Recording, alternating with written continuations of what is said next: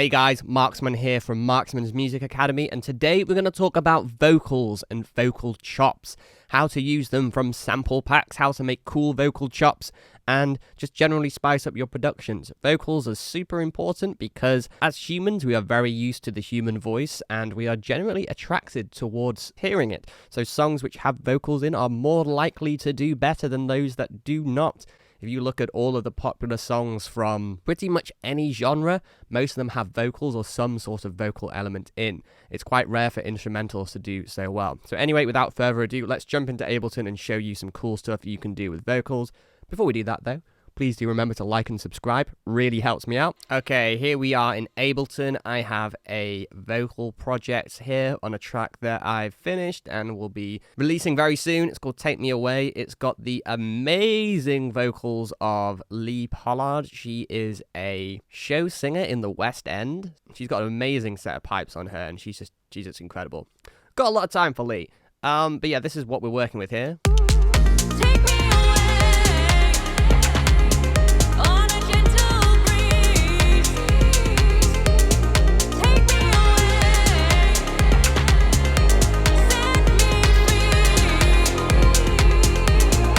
Get the idea. It's like a very upbeat, progressive-y song. Feel good banger. So I had the liberty of working with Lee, who of course is an incredible singer, as I'm sure you can hear. In terms of what I did to her voice, in terms of correction, I did basically nothing. She's that good. Some of you might not have access to singers like that, or you might only have sample packs. So let's make some vocal chops. So we can use what we have already here. So I'm going to create a new MIDI track. So we've got all of this stuff we could potentially play with. I'm just going to turn the vocals off. So we only got the instrumental here. If you use any vocals or vocal chops, what you're looking for is you're looking for a prolonged note where she doesn't say just holding a note and not saying different words. So something like here. Something like that, or something like that. That could work. What you do is you take the whole clip. If you're doing this with different syllables or vowel sounds, so like ah, ooh, e, o, ooh, it's going to have a different character to it. So you can create multiple if you really want to. But let's just use this one for now. So what I'm going to do is I'm going to have a simpler and then drag this audio clip onto there. And then we have this. And what I can do is put it on classic mode or one-shot mode, and you can use both. I sometimes quite like classic. Then I'm going to right-click, crop the sample, so it's just that. So then if we press a key on our simpler now, that's like pitched it because it's a sampler. Maybe let's just take this note here.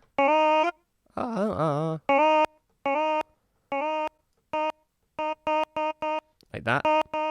Then maybe double it. So what I'm going to do is change the warp mode to complex, or just complex. Then press this double button so I have more to work with.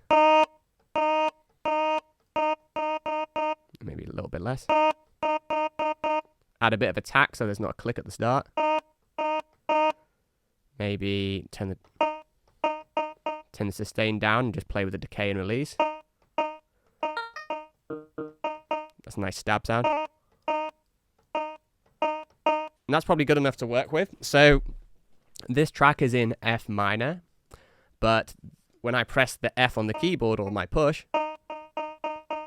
that's not a F. I mean, I have perfect pitch, so I could tune this just with my ears, but if you don't have perfect pitch, then you'd go to utilities and grab a tuner, and I'm pretty sure this is an E flat.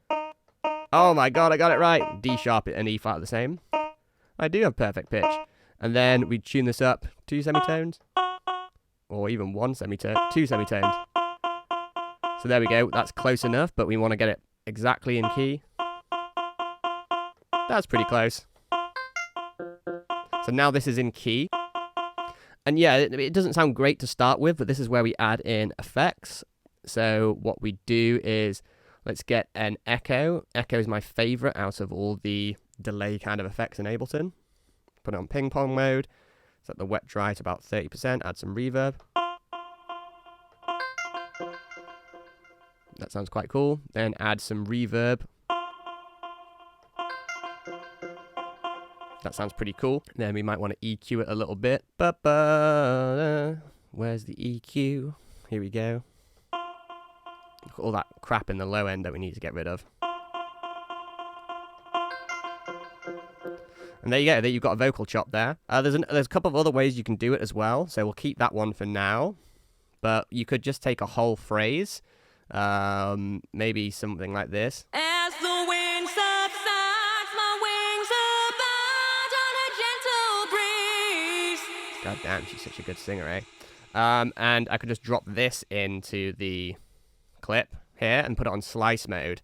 And this is going to create slices of every single time it thinks that there's a transient. So it's been pretty accurate. These are all mostly the vocal sounds. Oh, sorry. If I want to change them, I could just click and drag if they're not quite right. I can also turn the sensitivity down, so we'll only have the biggest notes, but let's just have it at 100%. And you have playback mode on mono, so that means it's only gonna, when I tap it, it's only gonna play one.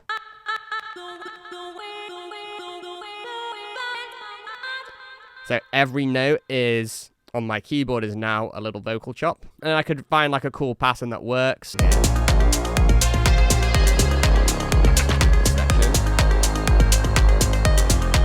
And we've got our vocal chops here. You could find something cool that works. So something like... See, some of them aren't quite right. So I might want to cut them down a little bit like that.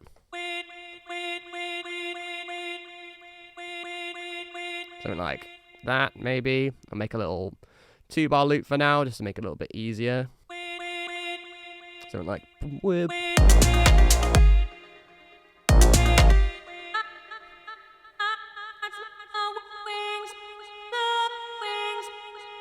That wings could work. I need to edit that a little bit. So it's just wing. Maybe something like that.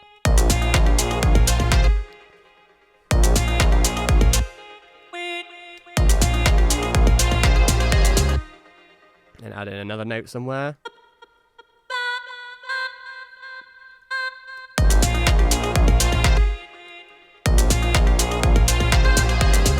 Something like that could work.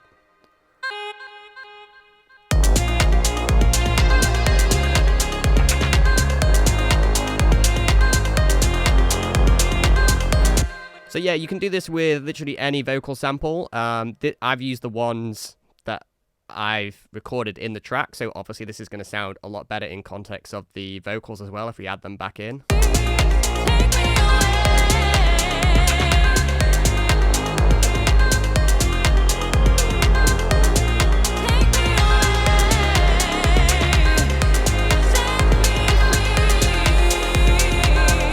So that sounds pretty decent.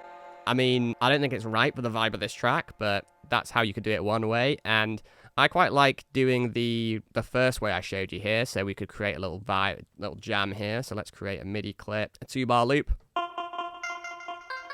So I have melodic control over this one now. I can use this as like a synth or instrument, basically, because it's now just that one sample. It's quite quiet though. I'm going to crank up the volume a little bit. Yeah, and maybe I might even add a little bit of distortion, or maybe some overdrive, just to add a little bit more grit to it, because I'm loco, man. Just a tiny bit, turn the dry wet down. So something like that. It's like bomb. Ba-da. Ba-da bump. Bum bum. Bump.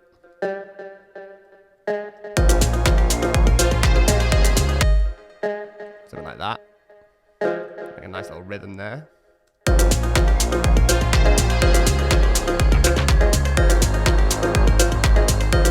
That could be one part. And then I could have another part here where I have a higher version. But, so like...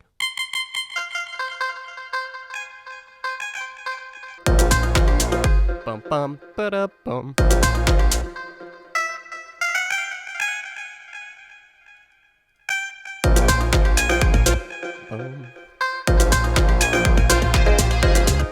like that.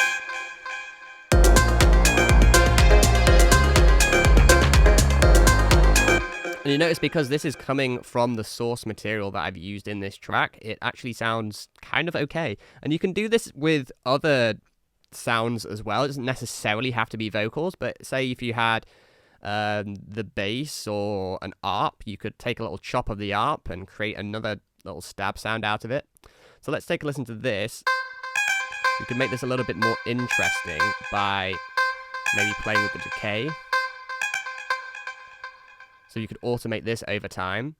So I could maybe have this getting longer like that, like manually, something like that.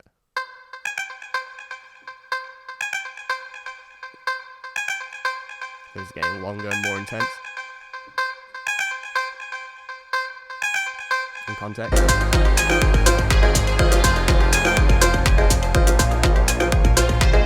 See, that's quite a little cool thing you can do there. Or I could even take this a step further. If I go to LFO in audio effects, in modulators, I could map this to the decay. And obviously this is like quite extreme. So what you would do, the way I set up LFOs is turn the depth all the way down and then tip the offset down to -100. And this is the minimum value.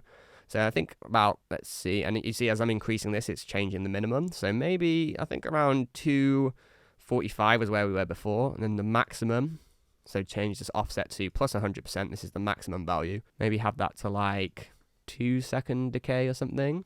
And then this is in a sine wave, but I could set this to a random waveform, turn the offset off, have this set to 16th notes maybe. So every single one is going to be different, and put the depth to 100%. So now listen. So every single one is just randomly different, but it's quite nice and unpredictable. Using randomness is so useful because rather than programming this yourself, the random value actually comes up with quite nice results, and your brain can't ever really work out the pattern. So your brain's always trying to work out what is going on with that, so that it becomes interesting. Because it's completely unpredictable, you can never work out the pattern, so it'll be more interesting to listen to you for longer. That makes sense? So we could do that to this one here.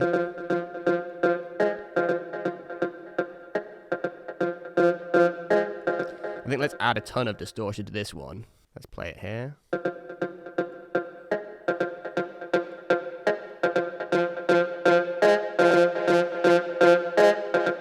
So you can see I have a lot of fun on that one. So let's maybe automate this manually here, so it gets like...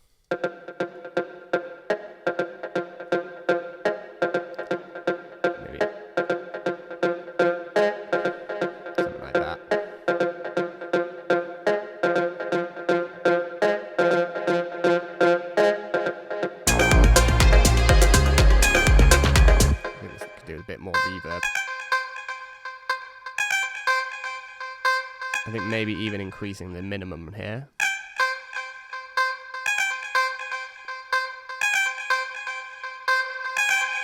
A bit more background.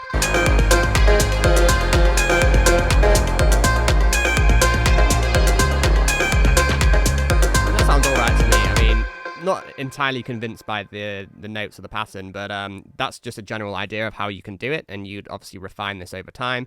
You can find different sections that you might want to choose, like for this chop here, for example. We could totally just change the vibe immediately by maybe changing the word she's saying, just by shifting this over here. So let's listen now. So obviously that's changed the note, but let's put it back to F. So...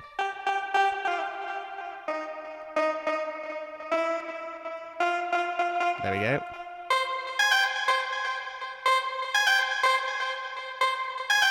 Or I could maybe try this one over here.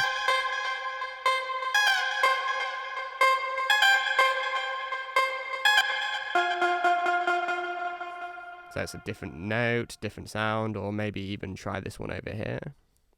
I can't even remember what she was even saying in this chop here.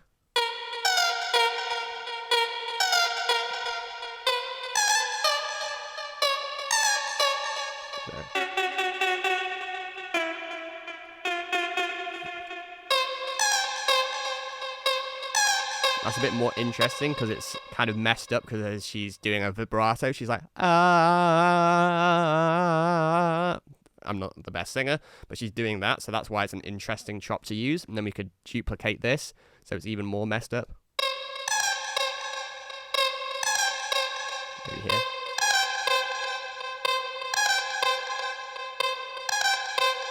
Quite cool, eh? So if you wanted to do that with a completely random sample, we could just do that right here because I appreciate you guys, you might not have a singer which you can use, but you can just do the exact same thing with a vocal sample, so let's do that. I've got a selection of random vocal samples we could use. I wanna move with you. I mean, yeah, that could work. We could do it in slice mode, so... So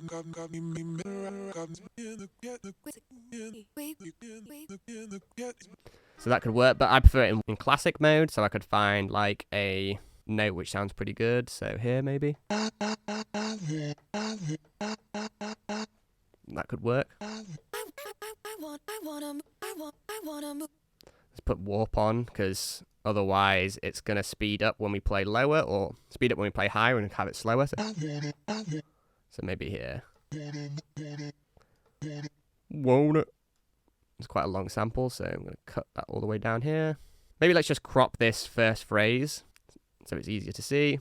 Boom, then here. Won't it? That would be quite a cool thing to have, because you're saying the same note. Turn the sustain down. Maybe have a little bit of sustain. Crank her up a little bit. But yeah, we need to tune this to the key. So let's get our tuner up again. So we're on D, so we need to go at 3 semitones.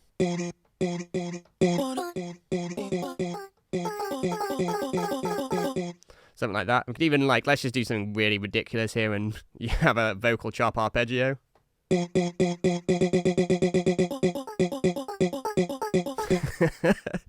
Kind of sounds like an orgy. A vocal orgy. Just can't get that image out of my head now. What have I done? So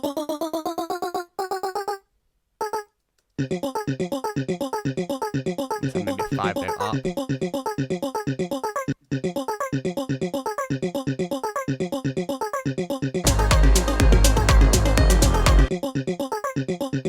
I mean, it doesn't sound as good because it's not from the same source material, but play with this gate. Something like really stabby. But yeah, we can play with this ADSR envelope here.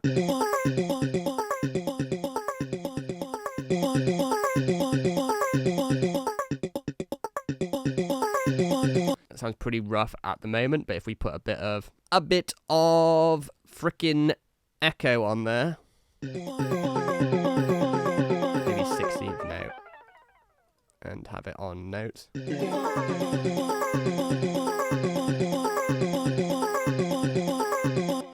There's so much potential you can do with vocal chops. Some of them aren't going to sound as good as others, but...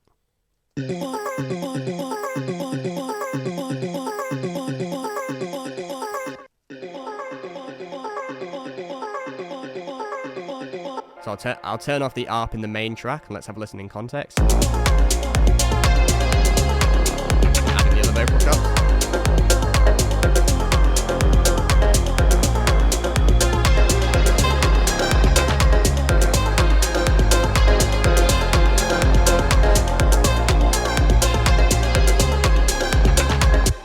I mean, that sounds alright. I mean, I'd probably tweak this to find a better section, so...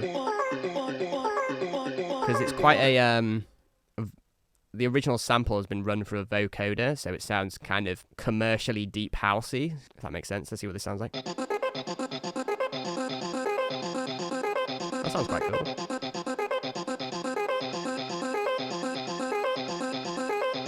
Let's turn the decay down a bit. That sounds quite cool.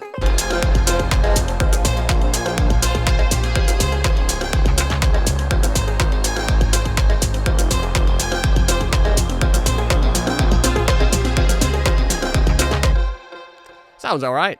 Obviously, you would do this to taste. We're just doing quick demonstrations here, but, you know, you can play around with anything. So yeah, that works. I mean, that's just a acapella from Splice, and I would recommend not necessarily doing this because, anyone can have access to this acapella, and someone might make a better song than you made or a worse song than you made, and either way is not good, because if they make a better song, then yours gets blown out of the water, but if they make a worse song, then people will think that someone's just made a crappy remix of yours, and that puts you in a bad light. So if you write original vocals, you don't have this problem, because no one can copy them. And if they do, then you can sue the hell out of them.